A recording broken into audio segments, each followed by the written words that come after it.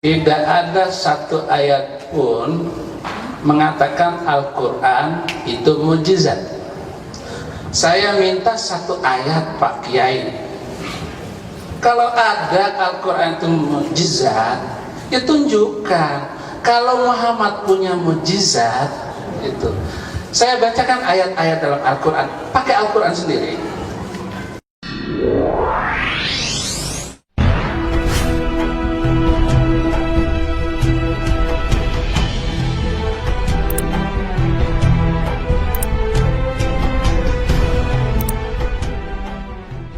Shalom, Besem Hamasiyah, Assalamualaikum warahmatullahi wabarakatuh.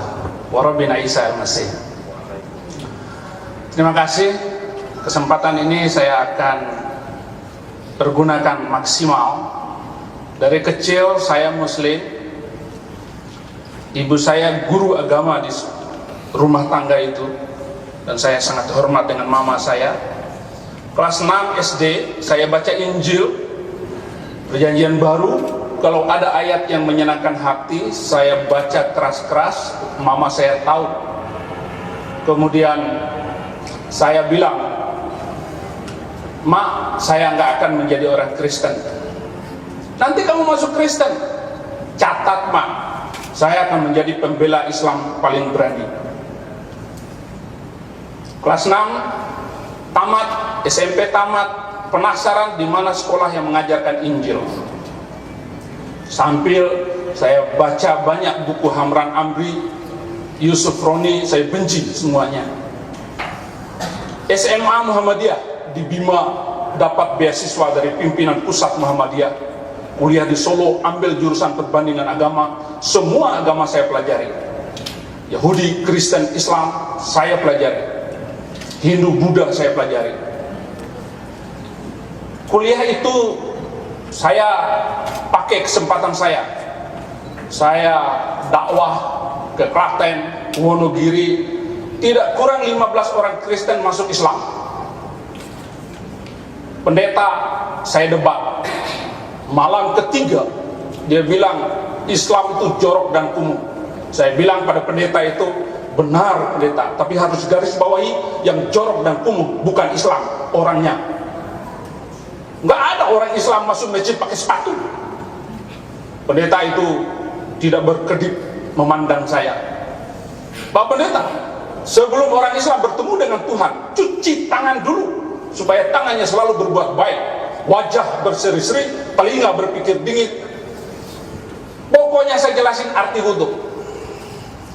Masuk kamar mandi, ambil air sember, diguyur seluruh tubuhnya. Keluar basah kuyup, Mas Saifuddin, "Sekarang saya sudah jadi orang Islam."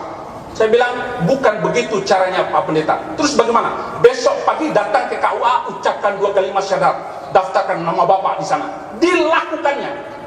Seminggu kemudian pendeta ini lalu daftar namanya ke KUA.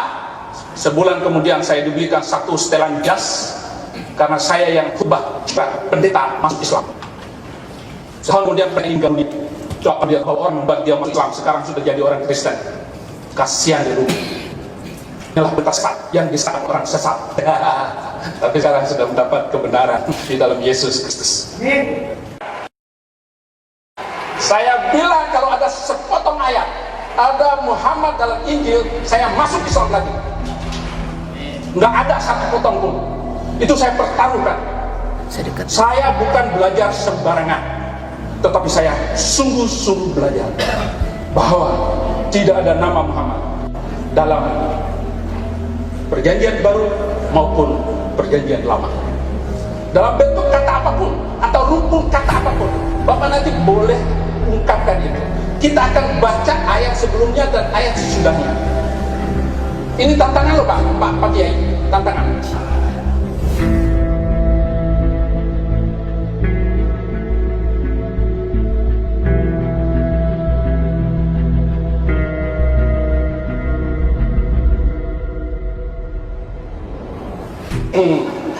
Yang kedua, kalau memang Muhammad itu Nabi, tentu ada saksi yang boleh menguatkan itu.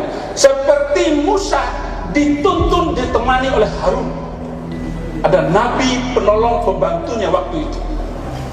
Ada ungkapan-ungkapan bahwa Muhammad itu nabi, hanya ungkapan dari beliau sendiri. Tatkala orang-orang Nasrani dan orang-orang Yahudi pada zaman itu meminta pertanyaan jawab kepada Rasulullah, apa bukti engkau nabi?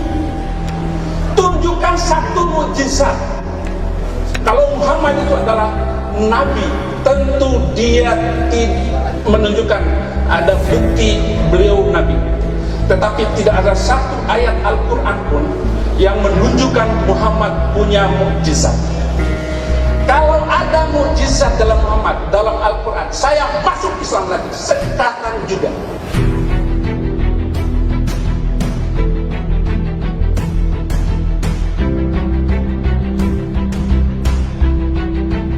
Tunjukkan satu ayat bahwa Muhammad punya mukjizat dalam Al-Quran. Tetapi apa yang saya baca di dalam Al-Quran tentang mukjizat, katakan kepada mereka bahwa mukjizat itu urusan Allah, dan saya adalah orang-orang yang menanti seperti kamu semua. Jadi Nabi Muhammad sampai sekarang itu sedang menanti mukjizat. Sudah 1400 tahun sampai hari ini. Terima kasih, Tuhan Yesus memberkati.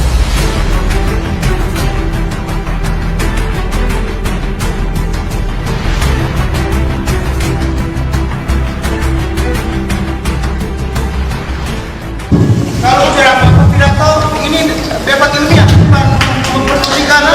Ini kan saya bilang tadi Yohanes 3 ayat 5 ayatnya ada. Ustaz ngomong ya. Saya keluar. Ustaz.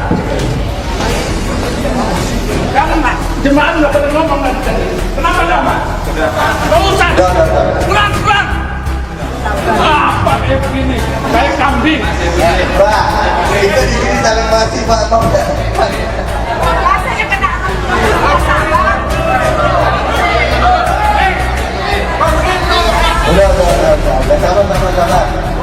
Bu, mencari Allah itu gak gampang. Udah.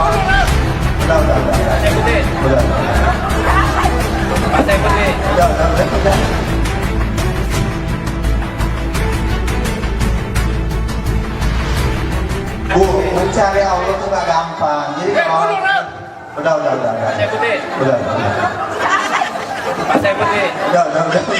Udah. Mencari Tuhan itu tidak mudah. Jadi kalau ada pekerjaan seperti ini kita harus memang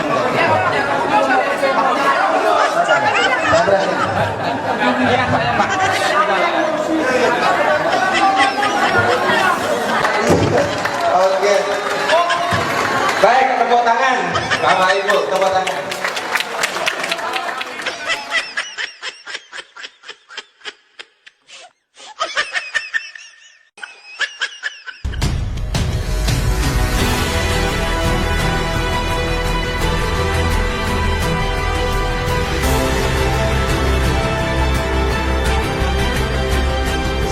Insyaallah semuanya dirahmati dan dimuliakan oleh Allah Subhanahu wa taala.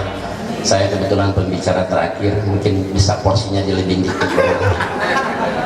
Tadi menarik sekali ya. Kalau saya mengamati pembicara-pembicara dari pihak mereka ini kebanyakan udah keluar dari konteks yang sebenarnya ini, yang sedikit yang masuk, kebanyakan keluar. Katanya Nabi Muhammad tidak dipenuhi dengan Roh Kudus, maka dia bukan Nabi. Tapi saya yakin orang kalau dipenuhi dengan Roh Kudus tidak mungkin berakhlakul karimah yang buruk. Tapi saya yakin orang kalau dipenuhi dengan Roh Kudus tidak mungkin berakhlakul karimah yang buruk. Tidak mungkin berakhlakul karimah yang buruk. Kita sudah lihat tadi bagaimana Pak Pendeta sendiri menunjukkan akhlakul karimah yang tidak baik. Itu kalau dipenuhi dengan Roh Kudus tidak mungkin.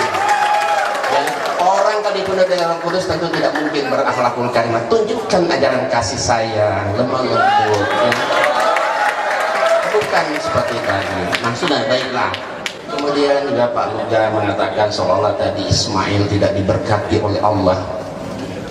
Itu dia tidak menunjukkan ayatnya. Itu di Kejadian 17 ayat 15 sampai 19. Bagaimana Nabi Ibrahim bermohon kepada Allah, biarlah Ismail berkenan hidup di hadapanmu. Tapi Allah berfirman tidak, tidak, bukan menolak, tidak itu. Tidak, Sarahmu tetap akan melahirkan. Itu permohonan Abraham kepada Allah. Kan sudah ada Ismail, karena dia merasa sudah tua, nggak mungkin punya anak, sudah mau menopause, maka dia bilang biarlah, kan sudah ada Ismail. Tapi Allah menolak, tidak, istrimu Sarah tetap akan melahirkan anak. Dan kebetulan betul terjadi, lahirlah Ishak. Bukan penolakan terhadap Ismail. Kamu lihat terhadap Ismail ayat ke-20-nya, kata Allah, tapi tentang Ismail aku akan membuat dia menjadi bangsa yang besar, dia akan kuberkati dan sebagainya. Itu sudah diberkati oleh Allah. Nah, kemudian tadi menurut Al-Quran, ya, Nabi Isa merupakan salah seorang nabi yang sangat-sangat kita muliakan, ya. Bahkan tidak sempurna iman seorang Islam boleh tidak beriman pada semua nabi, termasuk Nabi Isa alaihissalam. Tapi keberadaan Nabi Isa alaihissalam dalam Al-Quran, dia hanya sebatas nabi atau rasul yang diutus hanya kepada kaumnya saja. Wa yu'allimul kitab wal hikmata wa tawrata wal injil wa rasulan ila bani Israel. Dan dia mengajarkan kepada Isa kitab, hikmat, Taurat dan Injil, dan menjadi rasul kepada Bani Israel saja. Kemudian kami menjadikannya sebagai teladan bagi Bani Israel. Bahkan di dalam Al-Quran di surat As-Saff ayat 6, ya, justru Isa sendiri yang memberi kesaksian. Kata Isa, hai Bani Israel, sesungguhnya aku ini hanya utusan Allah kepadamu, ya, membenarkan yang sebelumnya dari Taurat, memberi kabar gembira dengan seorang rasul yang akan datang sesudahku, namanya Ahmad. Nah, inilah Ahmad, inilah yang Bapak bilang tadi, paralektos, ya, di dalam, ya, bahasa Yunani itu Ahmad, dalam bahasa Arab yang terpuji, seorang penolong yang lain maksudnya tadi itu, ya. Cuma kita tidak membahas khusus panjang itu, ya. Kita memberikan bukti-bukti tentang kerasulan Nabi Muhammad di dalam kitab-kitab yang turun sebelumnya. Nah, kenapa, ya, Allah mengutus Nabi Muhammad yang menjadi rasul terakhir, penutup para nabi, khataman nabiin? Karena semua nabi sejak Nabi Adam sampai Isa alaihissalam, ya, orang Kristen bilang Yesus, mereka itu sebenarnya hanya diutus untuk kaumnya saja. Nabi Isa alaihissalam diutus hanya untuk Bani Israel saja, bukan untuk seluruh dunia, seluruh alam semesta. Maka jadi ibarat semua nabi sejak Adam sampai Isa, mereka itu cuma nabi-nabi lokal, ya kan? Nabi lokal. Makanya perlulah orang awam utus seorang rasul terakhir, ya, dengan membawa wahyu yang terakhir Quran dan agama antara Islam. Untuk apa? Untuk menggantikan apa yang pernah diutus dan diturunkan sebelumnya menjadi satu agama yang rahmatan lil alamin, berlaku untuk seluruh alam semesta, berlaku untuk seluruh manusia. Wa ma arsalnaka illa rahmatan lil alamin wa ma arsalnaka illa kafatan linnas bazira wa nazira walakin aktsaran nasi la ya'lamun. Tidaklah kami utus engkau Muhammad melainkan kepada semua manusia untuk membawa berita gembira dan peringatan, tetapi kebanyakan manusia tidak mengetahui. Nah, ternyata apa yang dikatakan oleh Nabi Isa alaihissalam tersebut itu ternyata benar. Apa yang dikatakan Isa alaihissalam dia rasul untuk Bani Israel di Injil ini, Injil Matius pasal 10 ayat 56, ini ucapan Yesus. Yesus punya murid 12 orang. Dia suruh semua muridnya silakan dakwah kemana saja. Tapi Yesus wanti-wanti, jangan kamu menyimpang ke bangsa lain atau masuk ke orang Samaria, tapi pergilah kepada domba-domba yang hilang dari umat Israel. Kenapa? Kan memang dia ditugaskan hanya untuk Bani Israel saja, tidak untuk seluruh dunia. Kemudian kita lihat di sini Matius 15 ayat 24, ini pengakuan Yesus yang jujur dan polos tertulis di Injil. Kata Yesus, aku diutus hanya kepada domba-domba yang hilang dari umat Israel. Yesus yang berkata, ya, dia hendak untuk. Kemudian kita lihat di sini Kisah Rasul pasal 13-23, dan dari keturunannya lah, sesuai yang telah dijanjikannya, Allah telah membangkitkan juru selamat bagi orang Israel, yaitu Yesus. Coba digeser sedikit, ini fokuskan fotonya. Jadi Yesus, dia seorang juru selamat, tapi hanya untuk Bani Israel, bukan untuk seluruh alam semesta atau seluruh dunia. Bahkan Yesus melarang memberitakan Injil di Indonesia. Di Indonesia dilarang oleh Yesus untuk memberitakan Injil. Dilarang.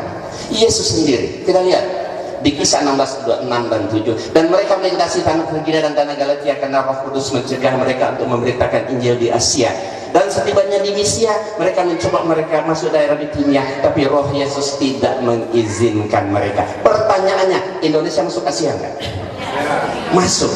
Berarti Indonesia termasuk yang dilarang oleh Yesus untuk memberitakan Injil. Kenapa? Karena dia diutus hanya untuk Bani Israel saja.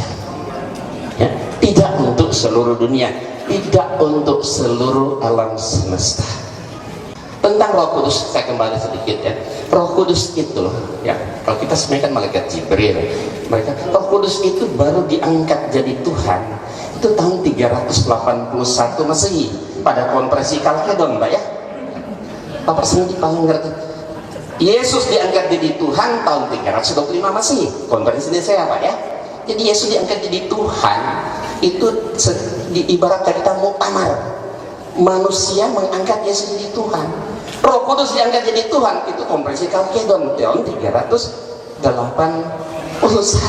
Jadi Yesus dan Roh Kudus jadi oknum Trinitas itu yang mengatakan itu manusia. Ada berjuta-juta manusia hidup di dunia ini, berjuta-juta manusia. Anak kecilnya banyak yang hafal Al-Quran di luar kepala. Betul? Karena dia betul-betul mujizat. Pertanyaan saya, kalau ada sembarang orang Kristen yang ada di sini, termasuk Pak Pendeta, hafal satu lembar ayat Bible, saya akan masuk Kristen saat ini. Silakan, satu lembar, asal pas titik koma. Silakan, satu lembar. Tapi Al-Quran mujizat Rasulullah, subhanallah, luar biasa. Jutaan orang hafal di luar kepala. Kata SD, anak kecil banyak. Itulah mujizat Rasulullah abadi sepanjang zaman.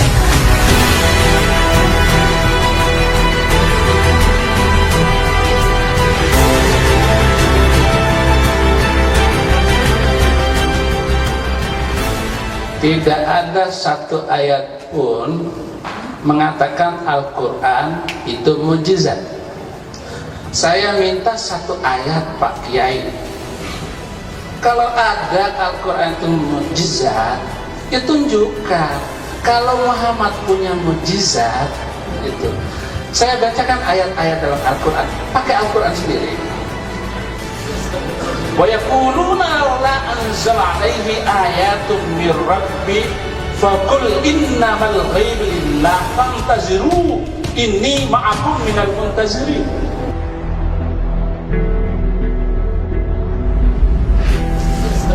Wa yaquluna la anzala alaihi ayatun mir rabbi faqul innamal ghaibu lillah fantaziru inni ma'akum minal muntazirin. Surat Yunus ayat 20, mereka berkata, mengapa tidak diturunkan kepada Muhammad suatu keterangan mukjizat dari Tuhannya? Maka katakanlah, sesungguhnya yang gaib itu kepunyaan Allah. Sebab itu tunggu sajalah olehmu, sesungguhnya aku bersama kamu termasuk orang-orang yang menunggu. Jelas sekali ayat ini semua tidak ada menunjukkan bahwa Muhammad bisa menyembuhkan orang sakit, menghidupkan orang mati, dan sebagainya. Nggak ada satu ayat pun. Atau peserta kalau bisa menunjukkan satu ayat, saya masuk Islam lagi. Nggak ada. Nggak ada. Dan saya jadi Islam Kristen itu amrozi bom Bali, iman saya goncang. Ada satu agama yang membolehkan manusia membunuh manusia lain karena perbedaan keyakinan. Dari seluruh agama yang ada di muka bumi ini, hanya satu agama yang mengizinkan boleh membunuh manusia lain karena perbedaan keyakinan, yaitu Islam. Waqtuluhum haitsu saqiftumuhum. Al-Baqarah 191. Bunuhlah mereka di mana saja kamu jumpai mereka. Al-Baqarah ayat 191. Kemudian surat Muhammad ayat 4. Ada lagi ayat yang memboleh membunuh orang Kristen. Surat At-Taubah ayat 29. وَقَاتِلُوا الَّذِينَ لَا يُؤْمِنُونَ بِاللَّهِ وَلَا يَوْمِ الْآخِرِ وَلَا يَدِينُونَ بِدِينِ الْحَقِّ الَّذِينَ أُوتُوا عَلَيْهِمُ الْكِتَابَ. Perangilah orang-orang yang tidak beriman kepada Allah dan Rasul, yaitu mereka yang diberikan Alkitab kepada mereka. Ayat ini jelas sekali, boleh membunuh orang Kristen. Jadi tidak salah, Anda semua boleh bakar gereja. Amrozi itu Al-Quran, nggak salah. Walaupun Amrozi sudah dibunuh hari ini, nanti akan ada Amrozi baru 10 tahun, 20 tahun yang akan datang. Kenapa? Karena ada kitab sucinya. Saya minta kepada Ihsan Mokoginta untuk menunjukkan satu ayat. Muhammad punya mukjizat. Kalau mengatakan Quran itu sebagai mukjizat, mana ayatnya? Terima kasih. Terima kasih.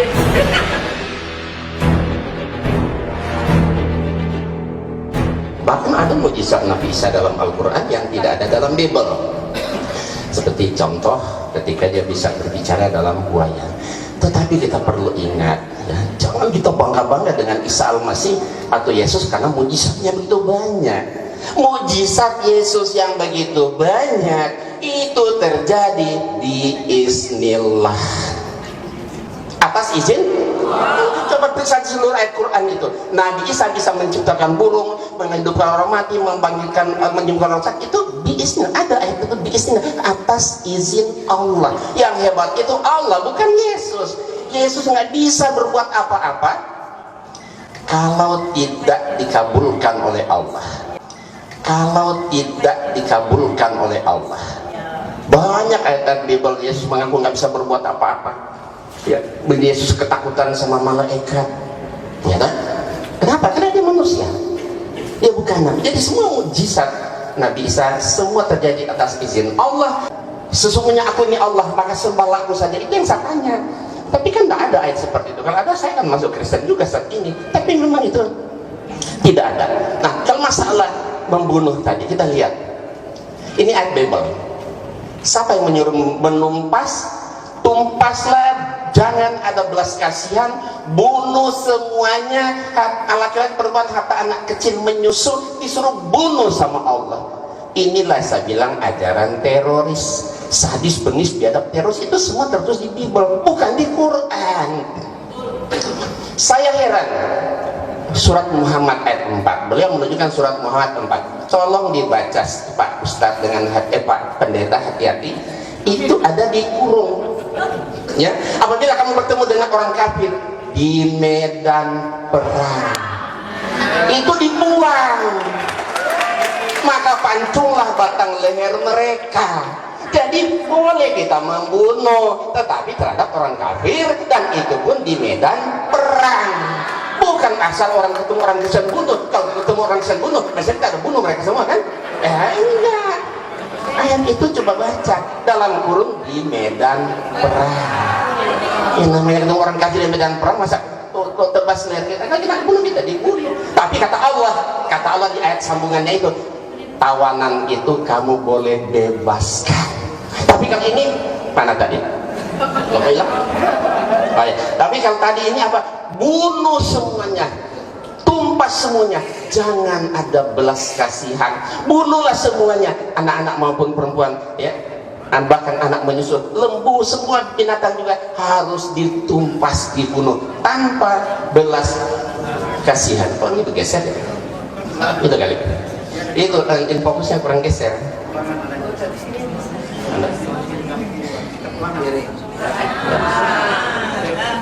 Jadi banyak kalau ayat-ayat kejam, sadis, biadab, teroris sebenarnya semua tertulis di Alkitab, bukan di Quran. Makanya saya bilang sama orang Kristen, kalian harus bersyukur kepada pelaku teroris. Kenapa? Karena mereka telah mengamalkan ayat-ayat Bible Anda.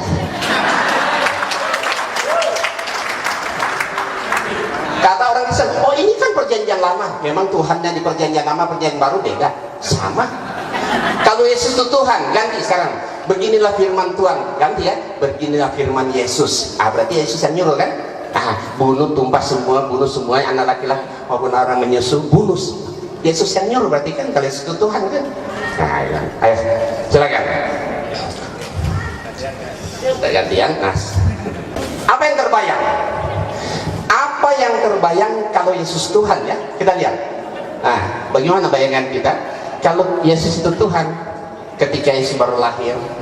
Ya, kalau dibiarkan kan mati kan. Ketika Yesus selesai buang air besar, apa yang terbayang?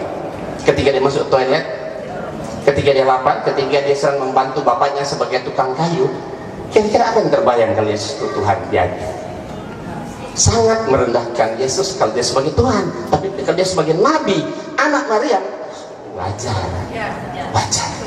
Ya, demikian. Terima kasih. Kalau saya boleh jadi orang Kristen itu, kalau beliau karena Yesus, saya karena Muhammad. Saya harus menjadi orang Kristen karena Nabi Muhammad menyuruh. Dan dalam Al-Maidah ayat 47, "Waliyahkum ahlal injil bima anzalallahu fihi. Wa man lam yahkum bima anzalallahu fa ulaika humul fasiqun." Hendaklah orang-orang yang pernah memegang Injil memutuskan perkara menurut apa yang diturunkan Allah di dalam Injil itu. Bapak masuk Islam, salah. Barang siapa yang tidak memutuskan perkara berdasarkan apa yang diturunkan oleh Allah, fasik. Jadi orang Kristen masuk Islam, fasik alias busuk. Tapi kalau saya masuk menjadi orang Kristen, itu adalah suatu kebanggaan. Yesus membawa agama damai. Yesus tidak pernah membawa pedang. Jangankan pedang, pisau dapur saja tidak pernah dibawa oleh Yesus Kristus untuk menakuti pengikutnya. Tapi Nabi Muhammad memimpin 27 kali peperangan. Beliau adalah panglima perang. Dan satu-satunya agama yang boleh berperang hanyalah Islam. Yang kedua, saya tidak mampu melaksanakan ajaran Islam. Al-Baqarah ayat 208, "Ya ayyuhalladzina amanu udkhulu fis-silmi kaffah." Hei semua manusia, orang-orang yang beriman, masuklah dalam Islam itu secara sempurna. Saya tidak mampu melaksanakan ajaran Islam dengan sempurna. Sholat 5 waktu siapa kuat? Mungkin ibu-ibu yang banyak duit boleh, tapi tukang becak, orang miskin, petani susah mengikuti ajaran Islam.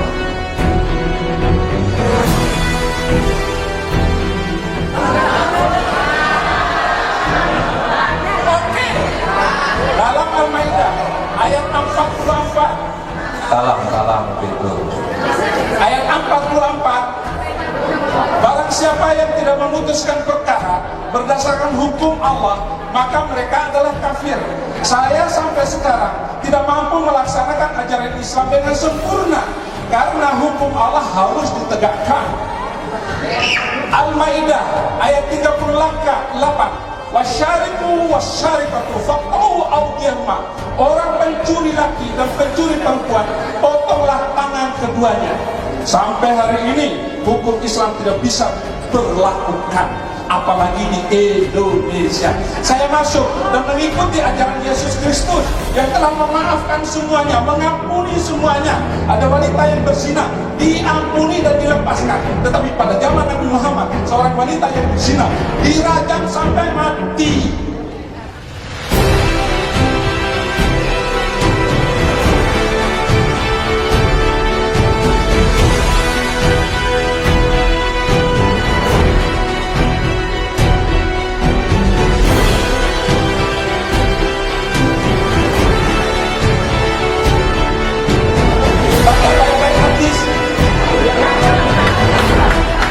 Surat An-Nur ayat kedua, surat kan.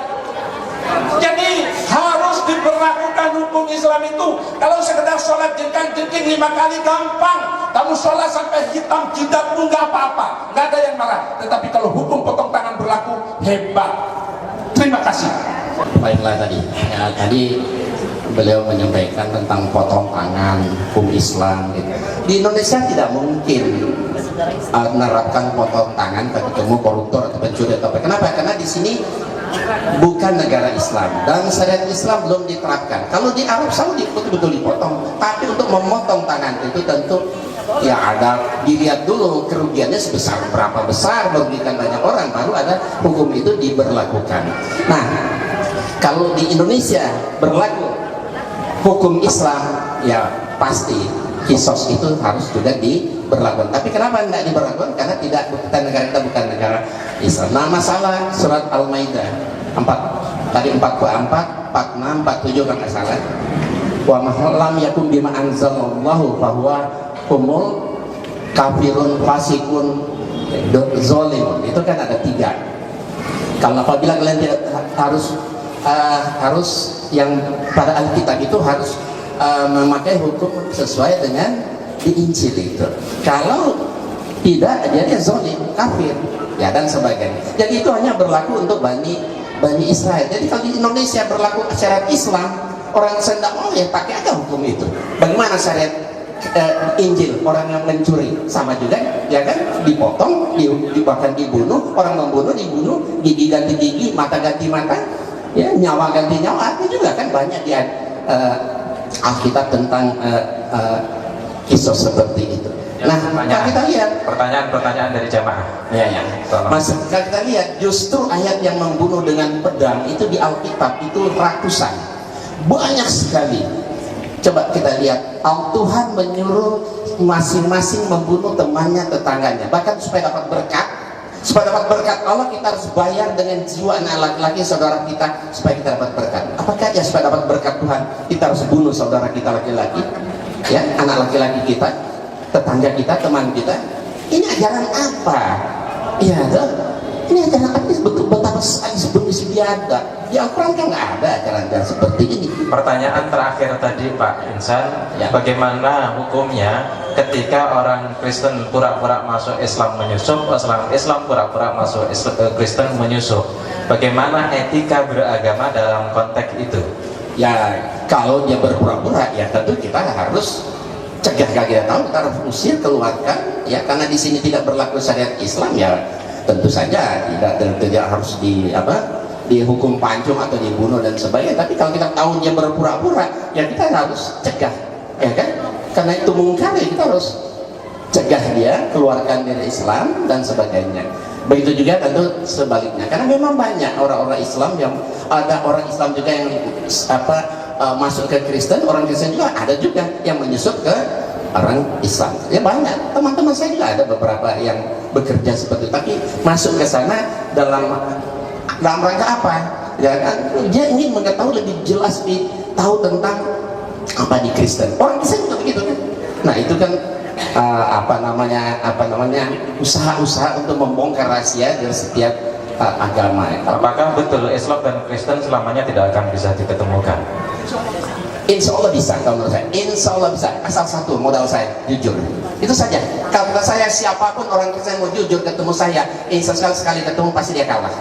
Asal satu, jujur, ya kan? Selama dia tidak jujur, dia nggak mau terima satu kebenaran, itu percuma. Asal mau jujur, berapa ratus orang Kristen yang saya Islamkan, kenapa? Dia datang dengan jujur dan dia betul-betul ingin mencari kebenaran. Asal betul-betul mencari kebenaran, insya Allah.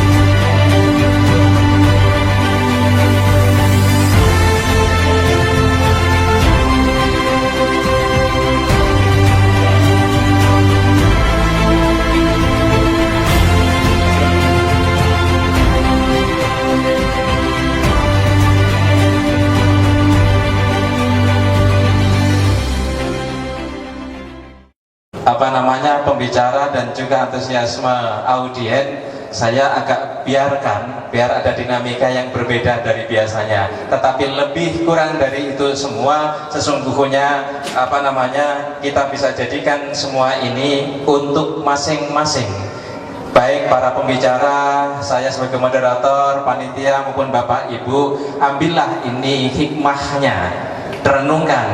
Imam Hanafi pernah mengatakan, pendapatku benar, tetapi bisa jadi mengandung kesalahan. Ulang dan renungkan. Pendapatmu salah, tetapi bisa jadi ada titik-titik kebenaran yang bisa saya jadikan renungan.